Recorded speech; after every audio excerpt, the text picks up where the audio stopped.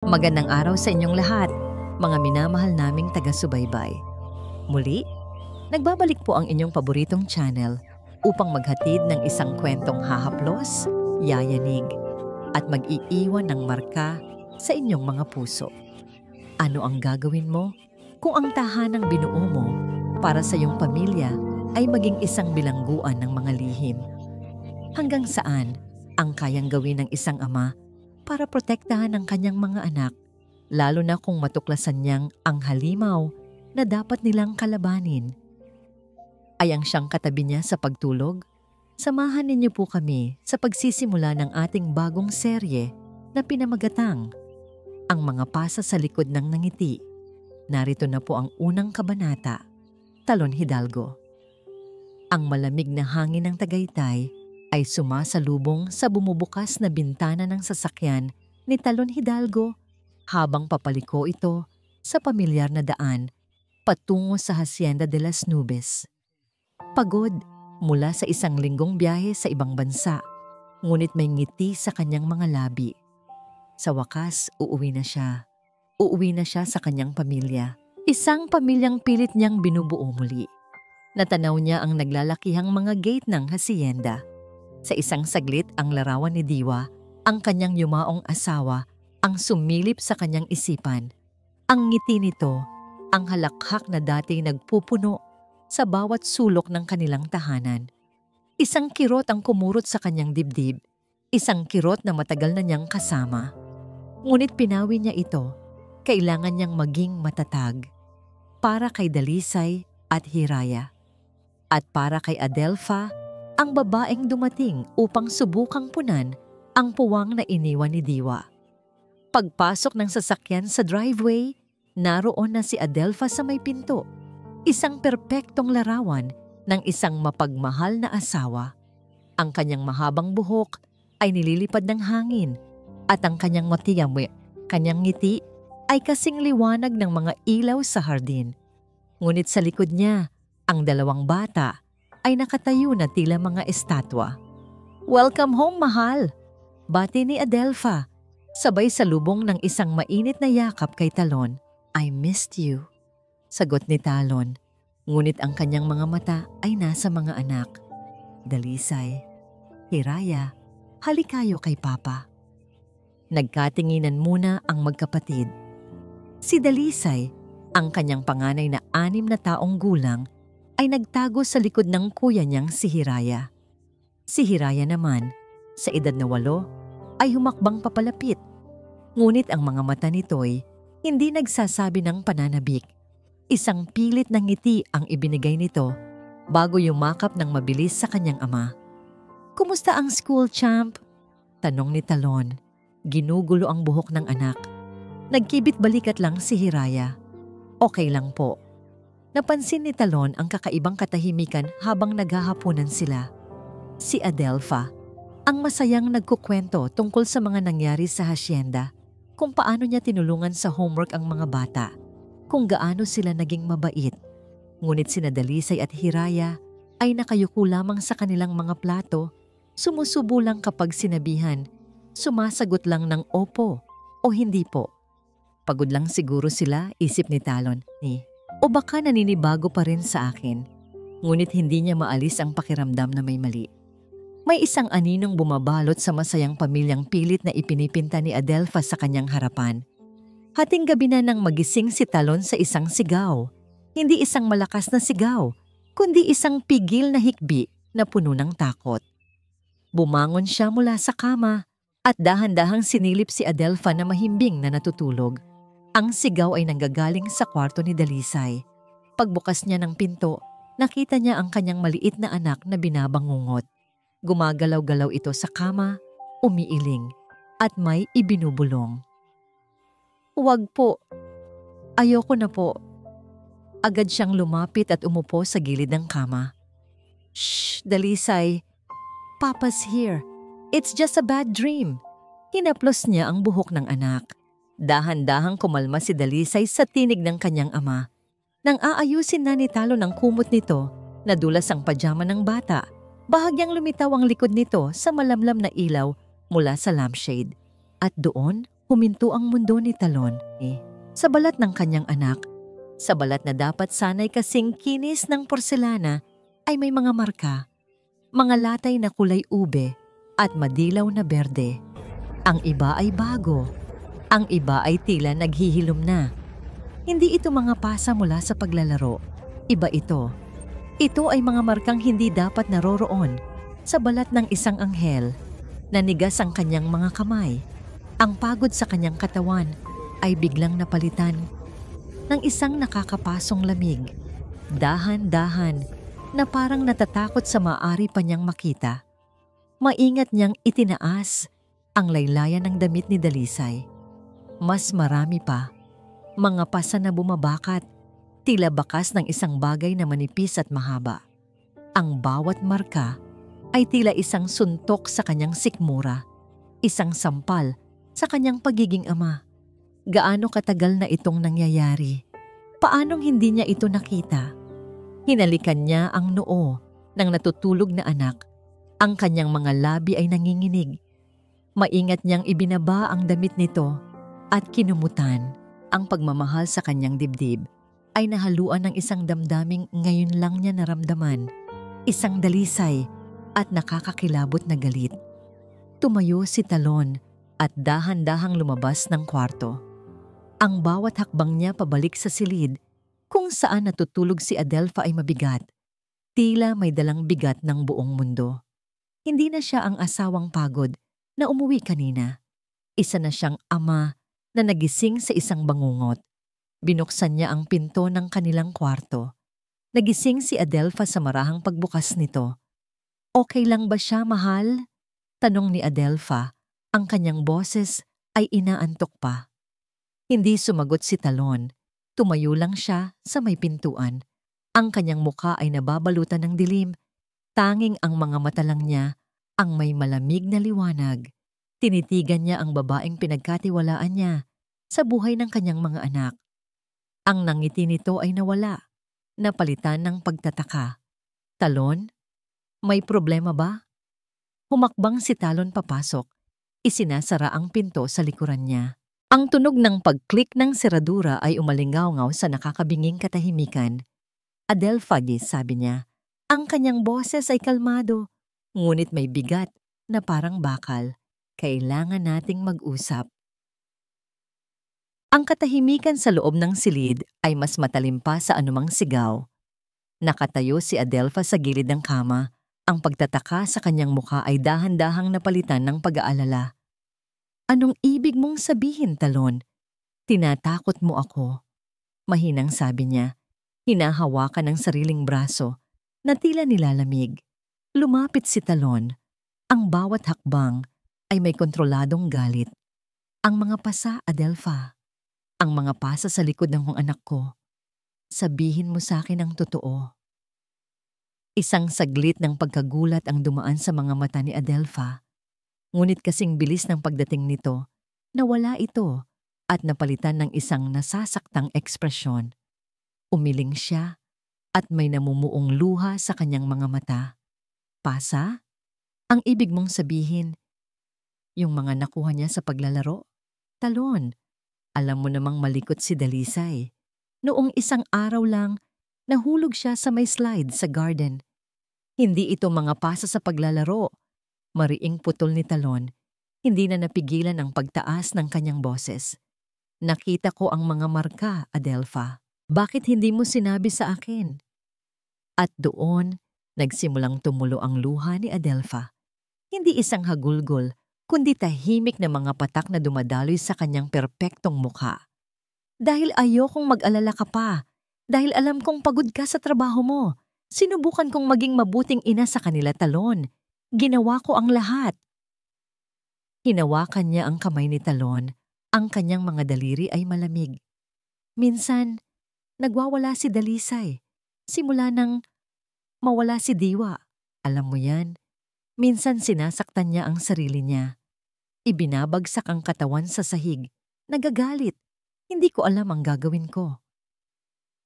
Ang kanyang mga salita ay tila mga punyal na tumusok sa konsensya ni Talon. Ang galit niya ay unti-unting hinaluan ng laso ng pagdududa at pagkakasala. Siya nga ba ang may kasalanan? Dahil wala siya palagi? Dahil hindi niya natulungan ang kanyang anak na harapin ang pagkawala ng ina nito?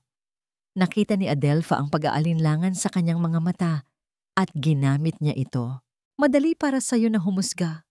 Talon, kasi wala ka rito. Ako ang naiiwan dito araw-araw. Ako ang humaharap sa kanilang lungkot, sa kanilang galit. Mahal ko sila, Talon. Hindi ko sila kayang saktan. Maniwala ka sa akin. Niyakap siya nito ng mahigpit. Ang kanyang muka ay nakasubsob sa dibdib ni Talon. Ang kanyang mga hikbi ay umaalingaw-ngaw sa silid. Nakatayo lang si Talon, naninigas. Nais niyang maniwala. Diyos ko, gustong-gusto niyang maniwala. Dahil kung hindi totoo ang sinasabi ni Adelfa, ang kahulugan yon ay isang katotohanang mas masakit pa sa pagkamatay ni Diwa. Walang salitang lumabas sa kanyang bibig. Hinayaan niya lang itong umiyak habang ang isip niya ay nagiging isang malaking digmaan. Kinabukasan, ang almusal ay puno ng pilit na ngiti at hindi nabibigkas na tensyon. Si Sedelfa ay kumikilos na parang walang nangyari, masigla at maasikaso. Ngunit may bahagyang pamumugto sa kanyang mga mata, isang paalala ng kanilang pag-uusap kagabi. Dalisay, anak, kumain ka ng itlog mo. Paborito mo to, di ba? Sabi ni Adelfa sa malambing na boses. Hindi sumagot si Dalisay. Kinuha lang nito ang tinidor at tinusok-tusok ang pagkain. Sinubukan ni Talon na kausapin ang anak. Anak, may masakit ba sa'yo? Sabihin mo kay Papa. Tumingala si Dalisay sa kanya. Ang mga mata nito ay puno ng takot. Ngunit hindi ito nakatingin sa kanya. Nakatingin ito sa kung saan sa likuran niya. Nilingon ni Talon at nakita niya si Adelfa na nakatayo sa may pintuan ng kusina, nagpupunas ng plato. Ngunit ang mga mata nito ay matamang nakabantay sa kanila. Muling ibinalik ni Dalisay ang tingin sa kanyang plato at umiling. Iyon lang, isang pag-iling na sumasagot at sabay na nagkakaila. Habang papasok si Talon sa kanyang home office, hinarang siya ni Manang Bituin, ang matandang kasambahay na nagsilbi sa pamilya simula pa noong nabubuhay si Diwa. Inabot nito ang isang tasa ng kape. Ang mga mata nito ay may kakaibang lungkot. Sir Talon, mahinang sabi nito, sapat lang para marinig niya. Pasensya na po sa pakikialam. Tumingin muna ito sa paligid upang siguraduhing walang nakakarinig. Ang mga bata po, nag-atubili ito. Hindi sila nagsisinungaling tungkol sa sakit. Ang simpleng pangungusap na yon ay tumama kay Talon ng mas malakas kaysa sa lahat ng sigaw ni Adelfa. Isang patunay mula sa taong nakakakilala sa kanyang mga anak. Marahil, masigit pa sa kanya. Tumangulang si Talon kay Manang Bituin, isang tango ng pagkakaintindi. Pumasok siya sa kanyang opisina at isinara ang pinto. Hindi na siya nagdududa. Kailangan niya ng katibayan. Kinuha niya ang kanyang telepono at tinawagan ang kanyang security consultant. Pagkatapos, lumabas siya ng opisina at hinarap si Adelfa na may kalmadong ekspresyon. Mahal, may bigla ang meeting sa Batangas. Isang araw lang ako doon. Babalik din ako bago maghapunan. Pagsisinungaling niya. Ganun ba? Mag-iingat ka, sabi ni Adelfa at hinalikan siya sa pisngi.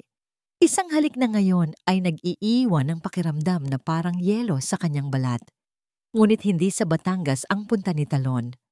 Matapos ihatid ng kanyang tauhan ang isang maliit na paper bag sa isang malapit na coffee shop, bumalik si Talon sa kanyang sasakyan. Doon, inilabas niya ang isang maliit na kamera, halos kasing laki lang ng isang butones. Ang kamera na ipinalagay niya sa playroom ng mga bata kaninang madaling araw bago pa magising ang lahat. Ipinark niya ang kanyang sasakyan sa isang lugar sa labas ng hasyenda kung saan tanaw niya ang gate, ngunit hindi siya makikita. Binuksan niya ang kanyang tablet, ikinonekta ito sa live feed ng nakatagong kamera. Huminga siya ng malalim. Sa screen, Nakita niya ang kanyang mga anak na tahimik na naglalaro.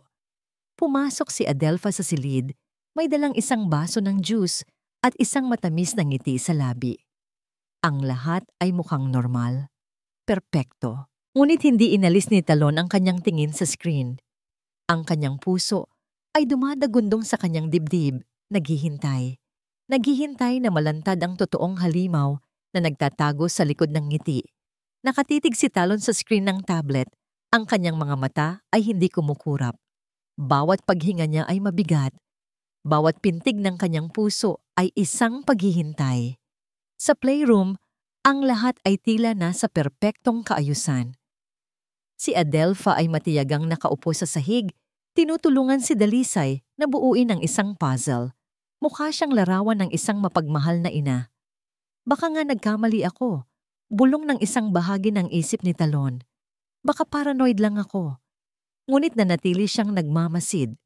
Makalipas ang ilang minuto, tumunog ang telepono ni Adelpha. Isang ngiti ang sumilay sa kanyang labi nang makita kung sino ang tumatawag. "Hello, sis." Masayang bati niya. Ang kanyang boses ay matamis at puno ng buhay. "Kumusta?" "Oo, pauwi pa lang si Talon." "Ay hindi, kararating lang pala kagabi. Pagod." "Oo sis, okay naman sila. Sobrang bait nga ng mga bata super sweet." Habang nagsasalita siya sa telepono, kinuha ni Hiraya ang pitzel ng juice sa mesang nasa tabi nila. Sa hindi inaasahang pagkakataon, dumulas ito sa kanyang maliliit na kamay. Ang pulang juice ay tumapon sa puting carpet, kumakalat na parang dugo. Nanigas sa kinauupuan ng dalawang bata. Ang kanilang mga mukha ay namutla sa takot. Sa telepono, si Adelpha ay tumatawa pa rin. "Hey nako sis, sige na. Mamaya na lang ulit. Maglalaro pa kami ng mga anghel ko. Bye." Pagkababa niya ng telepono, ang nangiti sa kanyang labi ay nawala na parang bula. Dahan-dahan siyang lumingon sa mga bata. Ang kanyang mukha, na kanina lang ay maaliwalas, ay biglang nagdilim. Ang kanyang mga mata ay nanlilisik. Ang nakita ni Talon sa sumunod na mga segundo ay habambuhay na masusunog sa kanyang alaala. Hindi sumigaw si Adelpha. Mas malala pa roon. Sa isang malamig at nakakakilabot na bulong, sinabi niya, "Anong ginawa ninyo?" Tumayo siya. Lumapit siya kay Dalisay na nanginginig sa isang sulok.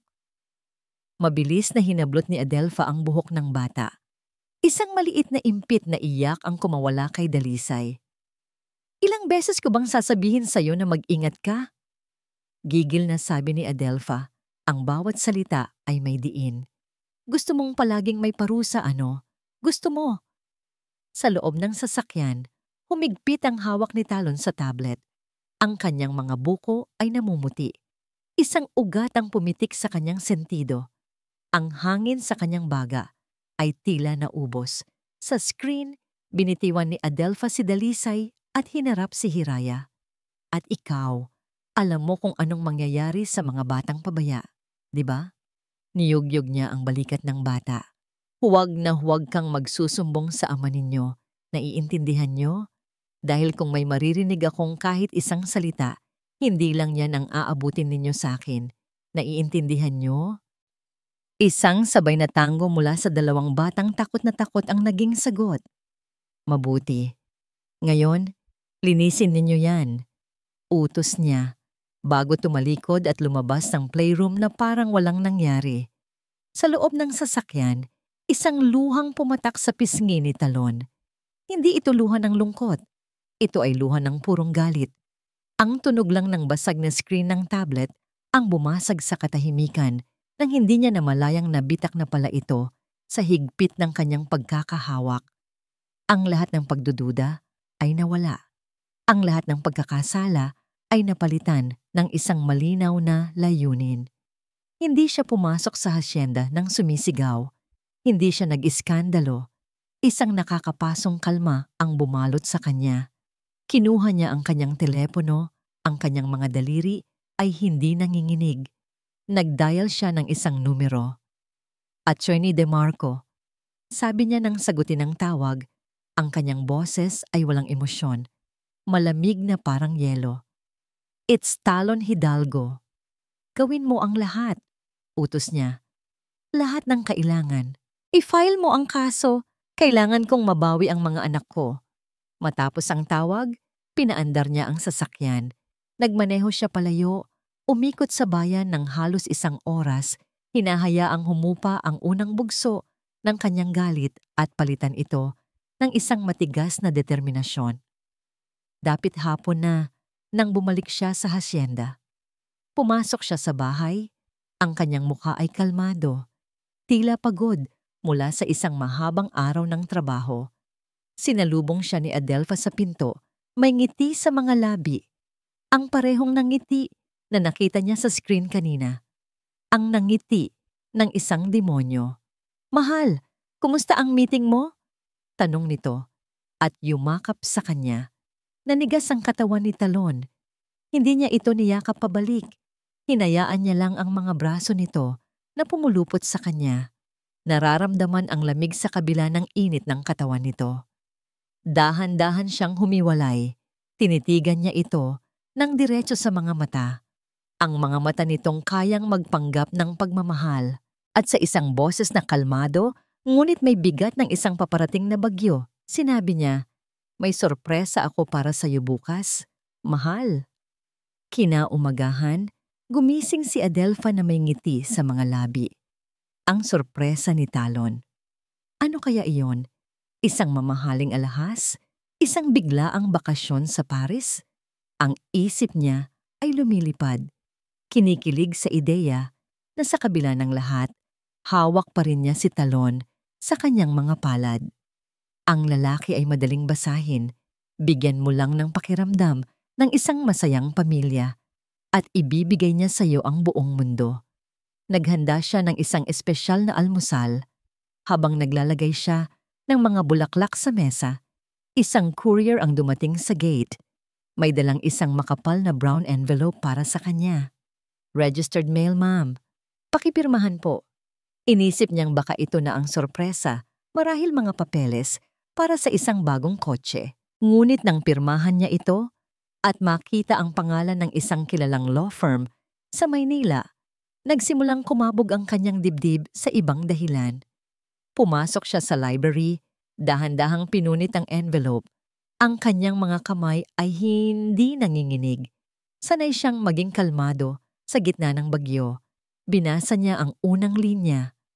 Petition for sole custody. Ang mga salita ay tila lumundag mula sa papel at sumampal sa kanya. Sunod-sunod niyang binasa ang mga paratang, child abuse, emotional distress, endangerment.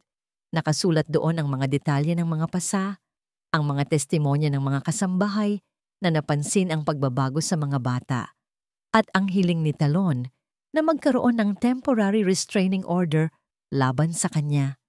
Isang tawa ang kumawala sa kanyang lalamunan, hindi tawa ng tuwa, isang tawa na tuyo at mapanganib. So ito pala ang sorpresa, ang hangal. Akala ba ni Talon ay ganoon lang kadali iyon? Hindi niya pinunit ang mga papel. Maingat niya itong tiniklop at ibinalik sa sobre. Ang unang hakbang sa digmaan ay hindi ang pagsigaw. Ito ay ang pagkontrol sa kwento. Umupo siya sa harap ng kanyang laptop. Binuksan niya ang kanyang Facebook account. Ang kanyang mga daliri ay mabilis na nag-type. Ang bawat salita ay pinili upang maging isang patak ng lason na pinalabas bilang luha. Hindi ko akalain na darating ang araw na ito. Ginawa ko ang lahat para maging isang ina sa 2 batang nawalan ng ina. Niyakap ko sila. Minahal. Itinuring na parang sarili kong dugo. Ngunit siguro, hindi pa rin sapat. Paano mo lalabanan ang anino ng isang nakaraan? Paano mo pupunuan ang isang pusong pagod na sa kalungkutan? Ipinagdarasal ko ang aking asawa, si Talon, na sana'y mahanap niya ang kapayapaan. Kahit pa ang ibig sabihin niyon ay ang pagwasak sa akin. Para sa mga anak ko, lalaban ako. A Mother's Love, Heartbroken. Sa loob ng 1 oras, ang post ay umulan ng mga sad, reacts, at mga komento ng suporta. Be strong, Adelpha. We're here for you. Some men just can't move on. Gumisi si Adelpha. Digmaan ang gusto ni Talon. Bibigyan niya ito ng digmaan. Ang hapunan ng gabing iyon ay ang pinakatahimik at pinakamalakas na sigawan na naranasan sa Hacienda de las Nubes. Nakaupo sila sa magkabilang dulo ng mahabang mesa. Ang mga bata ay pinakain na kanina pa sa kanilang silid. Walang nagsasalita. Ang tanging maririnig ay ang kalansing ng mga kubyertos sa mga plato. Biglang tumunog ang telepono ni Talon. Sinagot niya ito at inilagay sa speakerphone. Yes, Attorney De Marco? Kasabay nito, kinuha rin ni Adelpha ang kanyang telepono at nagdial. Hello, Attorney Sandoval? Naka-speakerphone ka. Mr. Hidalgo, nais naming ipaalam sa inyo na ang kliyente ko ay itinuturing na paninirang puri ang inyong mga akusasyon. Sabi ng boses mula sa telepono ni Adelpha.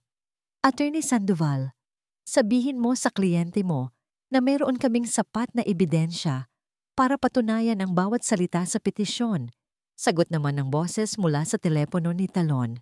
Nakatitig lang sila sa isa't isa habang ang kanilang mga abogado ang nag-uusap para sa kanila.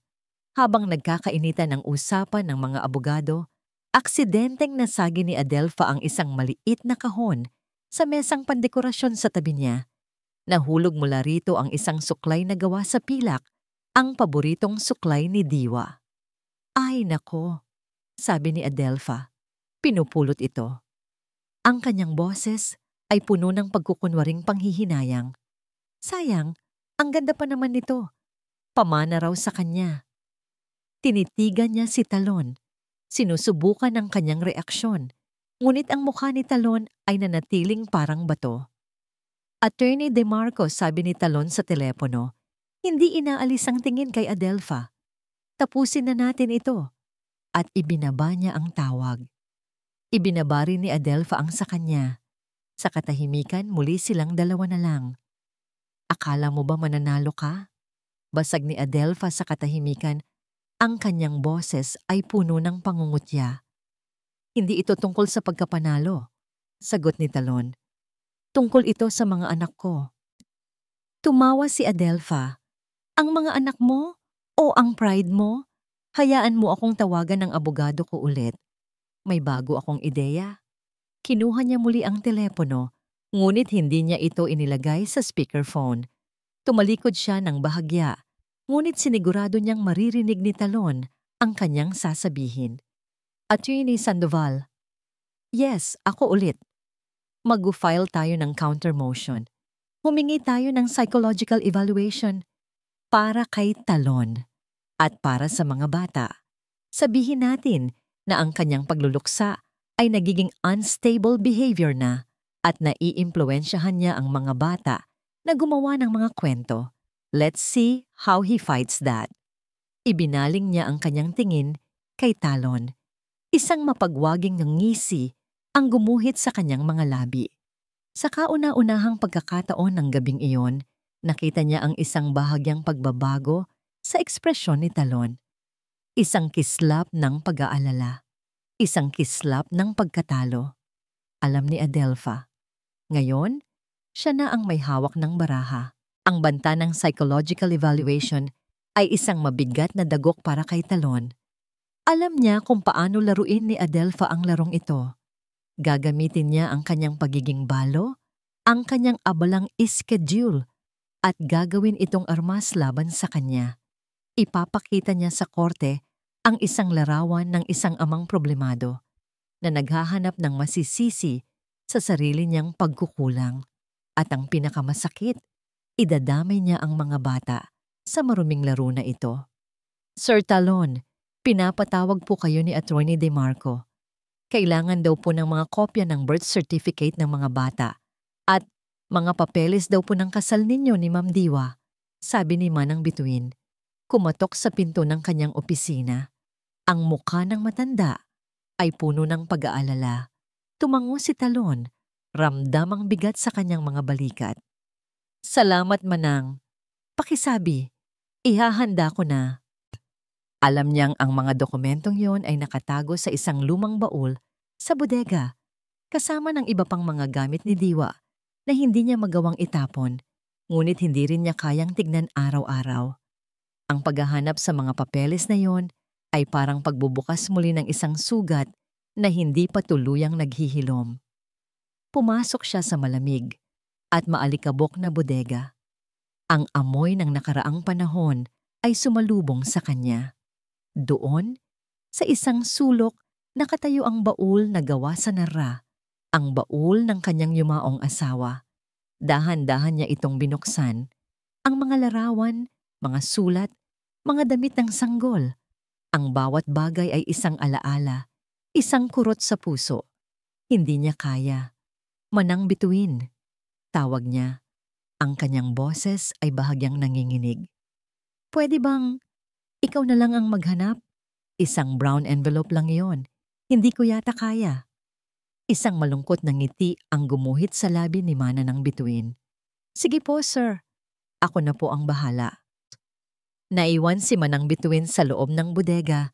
Ang kanyang mga kamay ay marahang nag-aayos ng mga gamit sa loob ng baul. Para sa kanya, hindi lang ito mga gamit. Ito ang mga piraso ng buhay ng alaga niyang si Diwa. Habang iniaangat niya ang isang tumpok ng mga lumang album, may nahulog na isang maliit, nakatagong aklat na nababalutan ng katad. Isa itong lumang diary. Dahil sa kuryosidad, binuksan niya ito. Ito ay sulat kamay ng ina ni Diwa, si Senyora Amalia, isang babaeng kilala sa pagiging mahinhin at mabait.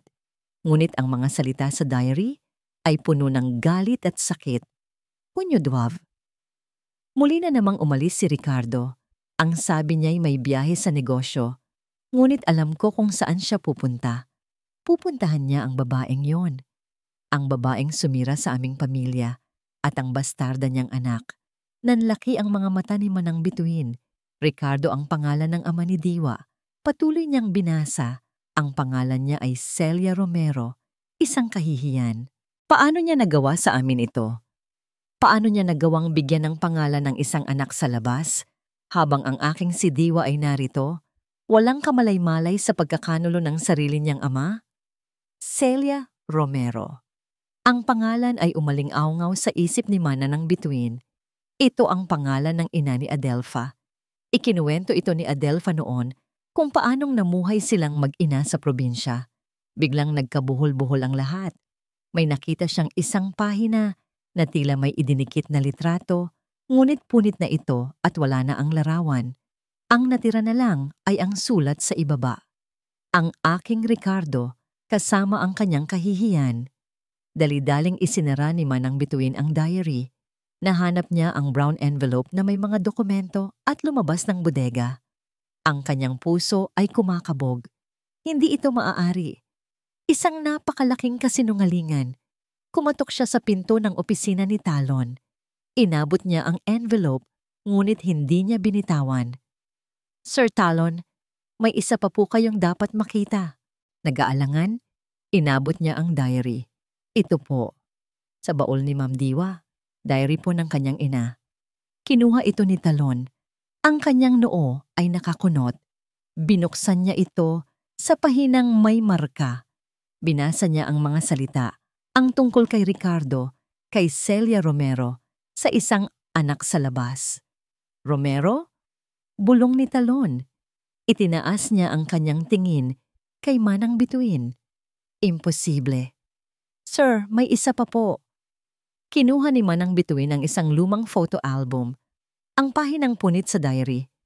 Naalala ko po ang litratong ito. Itinuro niya ang isang kupas na litrato sa dulo ng album. Isang family picture. Naroon si Senyora Amalia, si Ricardo, at ang batang si Diwa. Ngunit sa likod nila, sa di kalayuan, may dalawang taong nakatingin na tila hindi sinasadyang nasama sa kuha. Isang babae at isang batang babae na may hawak na manika. Ang mukha ng batang babae, kahit malabo, ay hindi maipagkakaila. Ang kanyang mga mata, kahit sa isang lumang litrato, ay sumisigaw ng inggit at galit. Ito ay ang mga mata ni Adelfa, Napaupo si Talon sa kanyang silya. Ang lahat ng mga piraso ay biglang nagkonekta. Ang pagdating ni Adelpha sa kanyang buhay, ang kanyang biglaang pag-aasikaso, ang kanyang galit sa mga bata. Hindi ito simpleng kasakiman. Hindi ito tungkol sa pera. Ito ay isang matagal nang itinagong paghihiganti. Isang paghihiganti na ipinupukol niya ngayon sa mga inosenteng anak ni Diwa. Hawak ni Talon ang lumang litrato, ang kanyang mga daliri ay nanginginig sa galit. Ang batang babae sa larawan na nakatayo sa anino, na may matang puno ng inggit. Ito nga si Adelpha. Ang lahat ng kasinungalingan ay bumuhos sa kanyang isipan na parang isang maruming baha. Hindi ito nagkataon lamang. Ang pagpasok ni Adelpha sa kanyang buhay ay isang kalkuladong plano mula pa sa simula. Hindi na siya nag-aksaya ng panahon. Tumayo siya, dala-dala ang diary at ang photo album. Bawat hakbang niya palabas ng opisina ay may bigat ng isang hatol. Natagpuan niya si Adelpha sa sala, nakaupo sa sofa, kalmadong nagbabasa ng isang magasin na tila siya ang reyna ng hasyenda. Nang makita siya nito, isang mapanuksong ng ngiti ang gumuhit sa mga labi nito. Nagbago na ba ang isip mo, mahal? Handa ka na bang sumuko? Hindi sumagot si Talon. Sa halip, inilapag niya ang diary at ang album sa mesang salamin sa harapan nito. Ang tunog ay malakas at biglaan na nagpagulat kay Adelpha. Ano yan? Tanong nito. Ang pagkairita ay bakas sa kanyang boses. Binuksan ni Talon ang album sa pahina kung nasaan ang litrato. Itinuro niya ang batang babae sa anino. Ikaw ba to? Ang nangiti ni Adelpha ay biglang naglaho. Tinitigan niya ang litrato at sa isang saglit, nakita ni Talon ang isang kislap ng takot sa kanyang mga mata bago ito muling natakpan ng isang malamig na pader. Hindi ko alam ang sinasabi mo. Isa lang niyang lumang litrato. Talaga? Kinuha ni Talon ang diary ng ina ni Diwa. Binuksan niya ito at itinapon sa kandungan ni Adelpha. Basahin mo. Basahin mo ang tungkol kay Celia Romero, ang tungkol sa bastardang anak na kinasusuklaman ng buong pamilya nila. Nanginginig ang mga kamay ni Adelpha habang tinititigan ang sulat kamay sa lumang papel. Hindi na niya ito maitatanggi. Ang ebidensya ay nasa harapan na niya. Dahan-dahan, itinaas niya ang kanyang tingin kay Talon. At sa pagkakataong yun, wala nang pagkukunwari, wala nang mga luha. Ang natira na lang ay ang purong, walang halong puot na matagal na niyang itinatago. Isang tawa ang kumawala sa kanya. Isang tawa na puno ng sakit at kabaluan. Oo, sigaw niya sabay tayo. Ako nga, ako ang anak sa labas.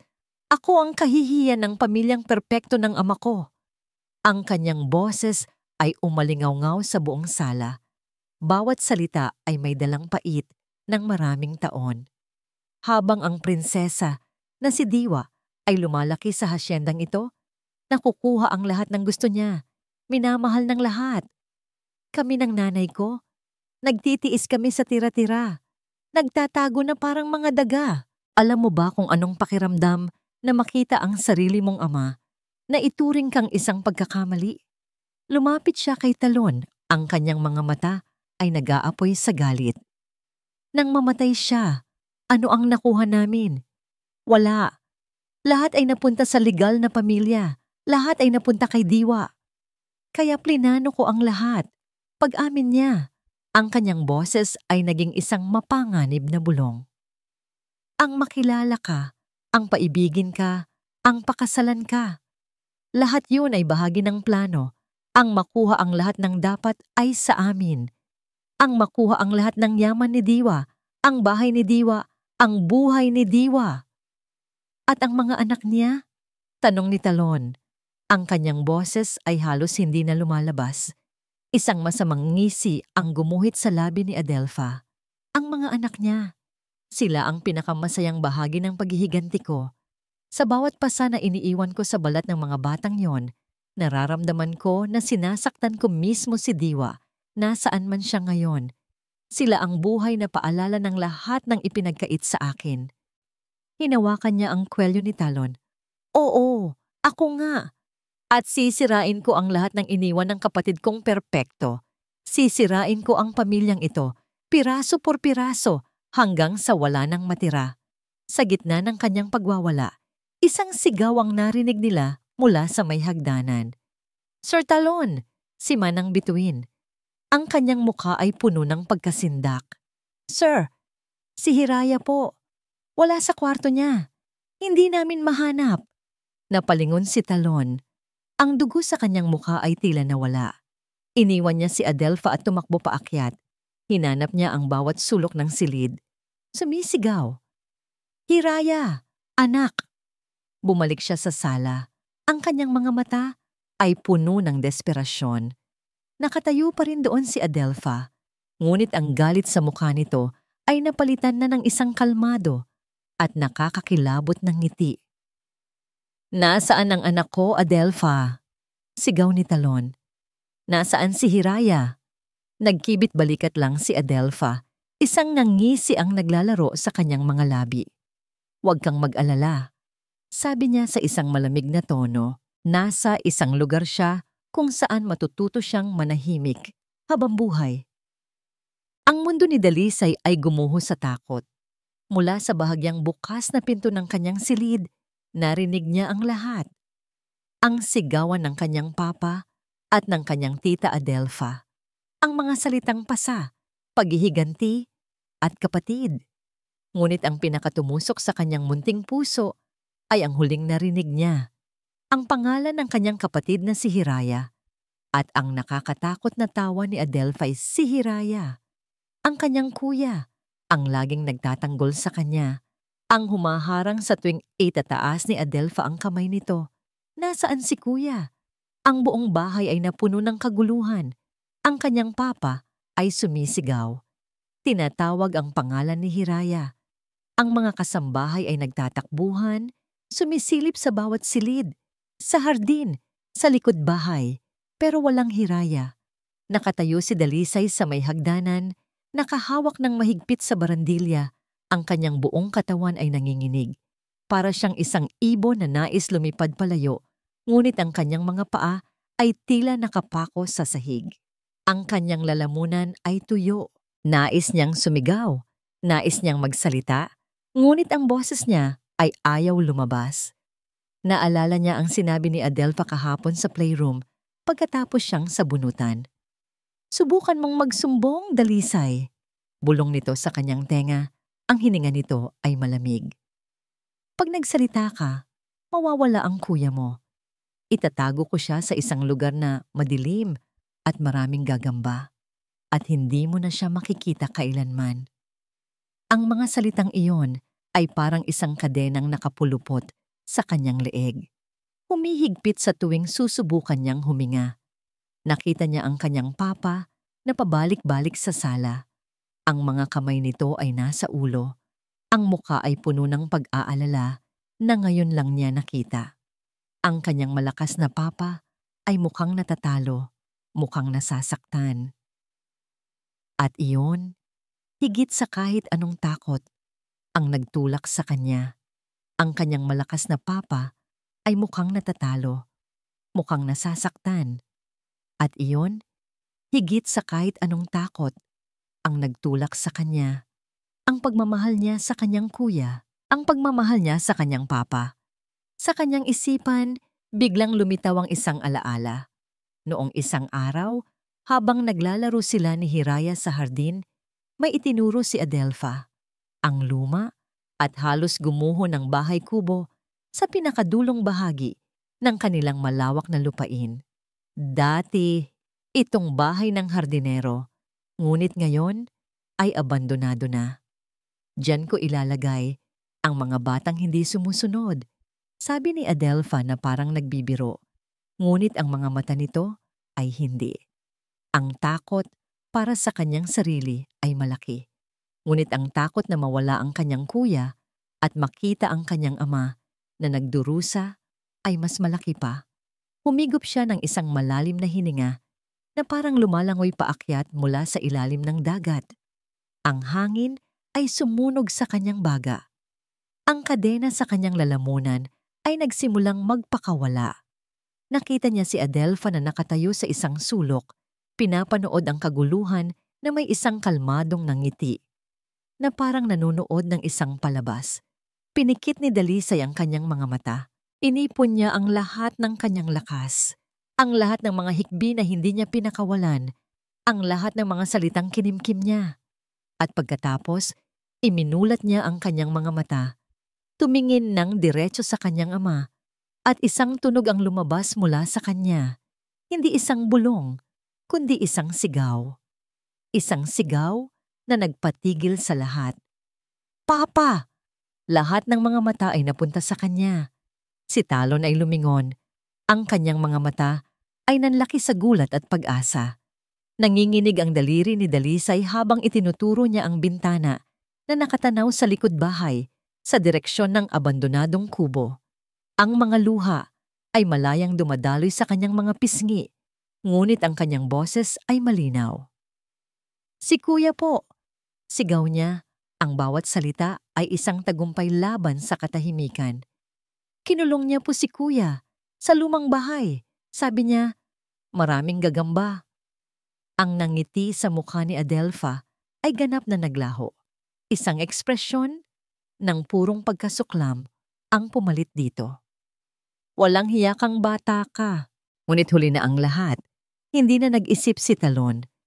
Sa bilis na hindi pa nakikita ng sino man sa bahay na yon, tumakbo siya palabas, patungo sa direksyong itinuro ni Dalisay. Ang ilang mga katulong ay sumunod sa kanya. Hiraya! Sigaw niya habang tumatakbo. Naiwan sa loob ng bahay sina Dalisay, Adelfa at Manang Bituin. Sinugod ni Adelfa si Dalisay, ngunit humarang si Manang Bituin, niyakap ang bata para protektahan ito. Huwag mong sasaktan ng bata. Demonyo ka. Sa di kalayuan, isang malakas na tunog ng pagwasak ang narinig. Ang tunog ng isang pintong gawa sa kahoy na sinipa at gumuho. Pagkaraan ng ilang sandali na parang isang kawalang hanggan, nakita nila si Talon na lumabas mula sa kadiliman. Buhat-buhat ang umiiyak na si Hiraya. Mahigpit ang yakap ng bata sa leeg ng kanyang ama. Ang kanyang maliliit na balikat ay nanginginig.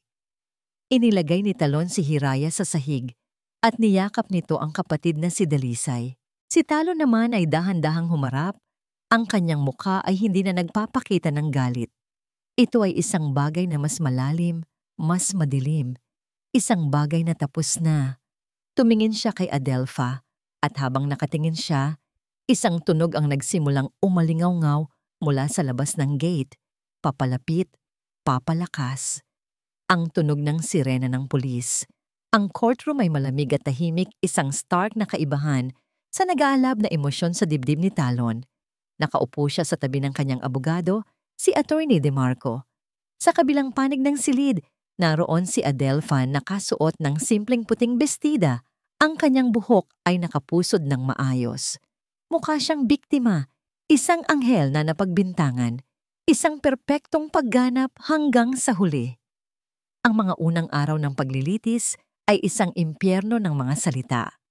Si Attorney Sandoval, ang abogado ni Adelfa, ay isang magaling na manlalaro.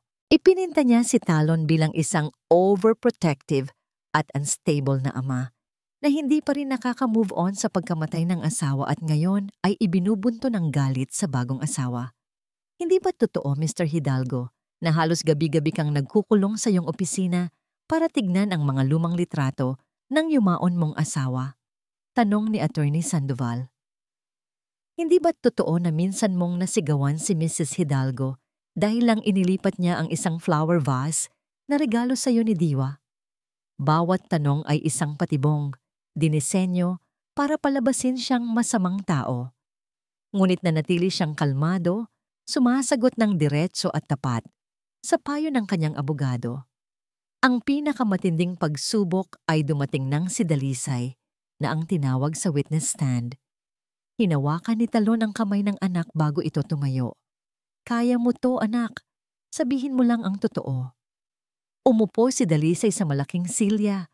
Ang kanyang mga paa ay hindi man lang umabot sa sahig. Isang social worker ang tumabi sa kanya para sa suporta. Si Attorney Sandoval ay lumapit na may isang pekeng, malambing ng ngiti. Hello, Dalisay. Huwag kang matakot ha. Mag-uusap lang tayo. Dalisay, simula niya. Mahal mo ba ang tita Adelfa mo? Umiling si Dalisay. Pero sabi niya, binibilhan ka raw niya ng maraming manika. Totoo ba yon? Tumango si Dalisay. Sabi rin niya, lagi raw kayong naglalaro. Totoo rin ba yon? Tumango ulit si Dalisay. Kung ganoon, bakit mo sinabi na sinasaktan ka niya? Hindi kaya nagkamali ka lang ng nakita? O baka naman may bumulong sa'yo na sabihin mo yon? Tanong ng abogado. Ang kanyang mga mata ay matalim na nakatingin kay Talon. Doon, tumingin si Dalisay sa kanyang ama. Nakita niya ang tiwala sa mga mata nito. Pagkatapos, ibinaling niya ang kanyang tingin sa babaeng nakaupo sa kabilang panig ng silid. Nakita niya si Adelfa na banayad na umiiling sa kanya, isang tahimik na babala. Ngunit ang kadena sa kanyang lalamunan ay wala na. Hindi po ako nagkamali, sabi ni Dalisay. Ang kanyang munting boses ay malinaw at matatag. Umalingaw-ngaw sa tahimik na silid. Pinalo niya po ako. Gamit po yung manipis na hanger. Sabi niya po, pag nagsalita ako, itatago niya si kuya. Tumingin si Dalisay ng diretso sa mga mata ni Adelfa. Hindi na po ako takot sa inyo. Ang simpleng pangungusap na yon mula sa isang 6 na taong gulang na bata ay mas malakas pa sa kahit anong ebidensya. Isang kolektibong paghinga ang narinig sa buong courtroom. Ang testimonya ni Manang Bituin ang sumunod. Isinasalaysay ang mga pagbabago sa ugali ng mga bata simula nang dumating si Adelfa. Ang diary ng ina ni Diwa ay iprinisinta bilang ebidensya ng motibo. Ang video mula sa hidden camera ay ipinalabas na nagpakita ng hindi maikakailang katotohanan. Sa huli, ang hatol ay mabilis at malinaw. Having considered all the evidence presented, sabi ng hukom, ang kanyang boses ay walang bahid ng pag-aalinlangan. This court finds clear and convincing proof of the physical and emotional abuse committed by the respondent, Miss Adelfa Romero. Therefore, the petition for sole custody is granted to the petitioner, Mr. Talon Hidalgo. Isang malakas na paghampas ng martilyo ang nagpuno sa silid, ngunit hindi pa yun tapos.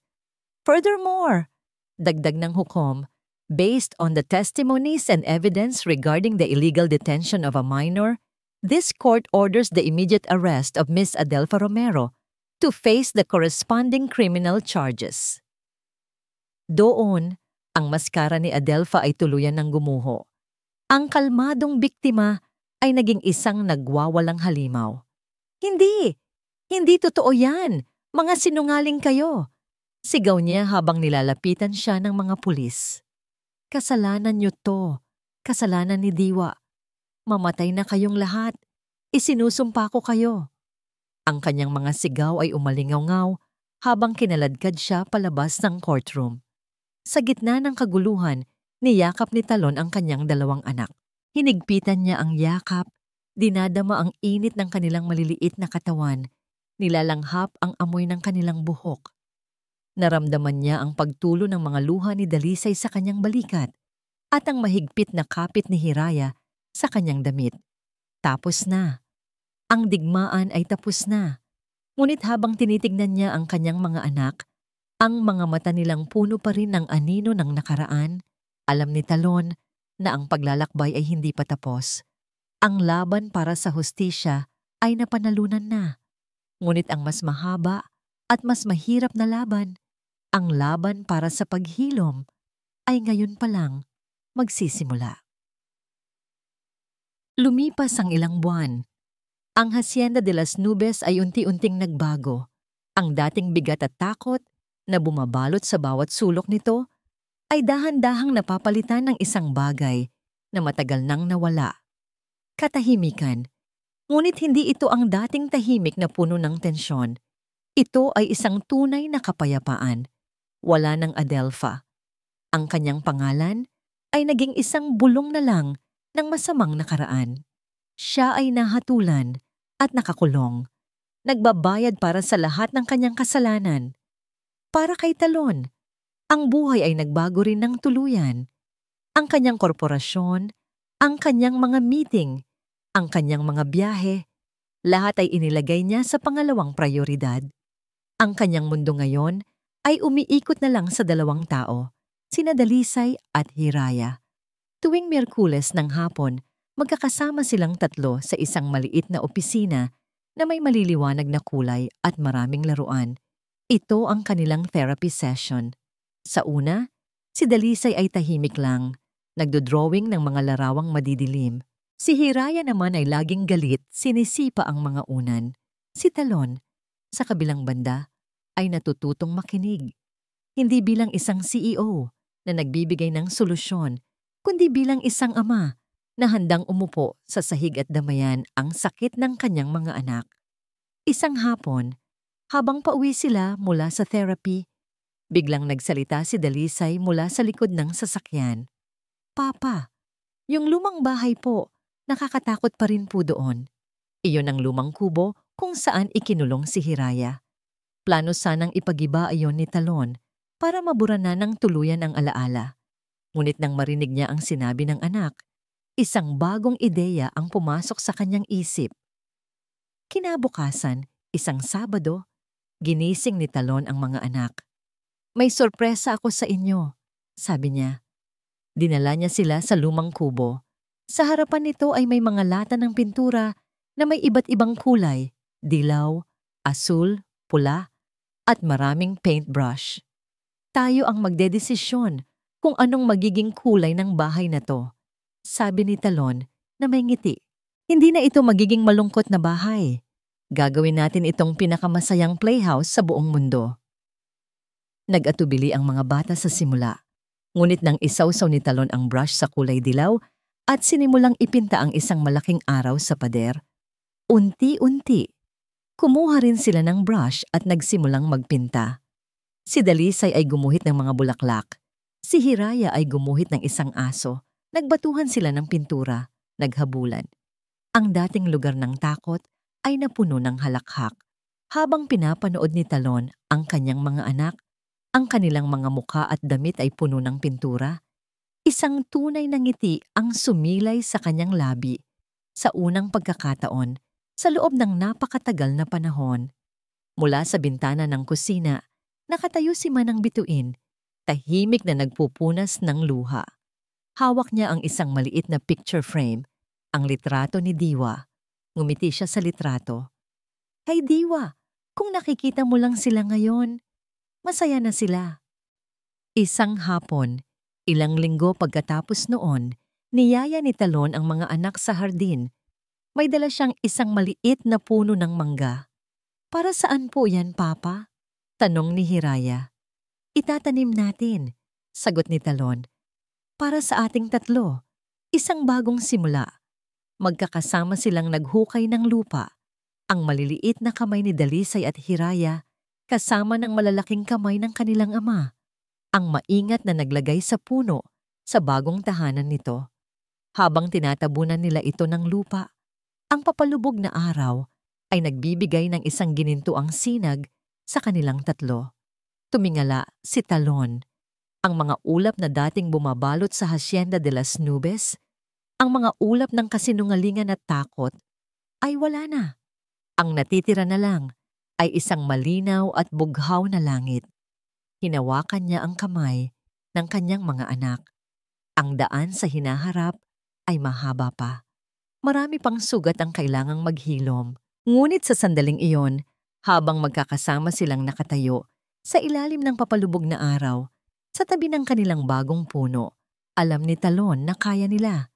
Magkakasama, haharapin nila ang bawat bagong umaga. At dito na po nagtatapos ang kwento nila, Talon, Dalisay at Hiraya. Isang paglalakbay na nagturo sa atin na ang pinakamadilim na lihim ay kayang madaig ng pinakamatapang na katotohanan at ang paghilom ay nagsisimula sa isang desisyon na harapin ang bukas ng magkakasama. Taos-puso po akong nagpapasalamat sa inyong walang sawang pagsubaybay sa bawat kabanata ng ating kwento. Sana po ay may aral kayong napulot at inspirasyong baon-baon mula sa istoryang ito. I-comment nyo lang po sa ibaba kung ano ang pinakapaborito ninyong bahagi o kung anong aral ang tumatak sa inyong puso. Nais naming marinig ang inyong mga saloobin. Kung nagustuhan nyo ang kwentong ito, isang pindot lang po sa like button, i-share sa inyong mga kaibigan, at syempre, mag-subscribe na po kayo sa aming channel para hindi mahuli sa mga susunod pa nating mga kwento. Muli, ako po ang inyong lingkod, nag-iiwan ng isang paalala. Ang bawat puso ay may sariling kwento at ang bawat kwento ay may aral na naghihintay. Hanggang sa muli, paalam.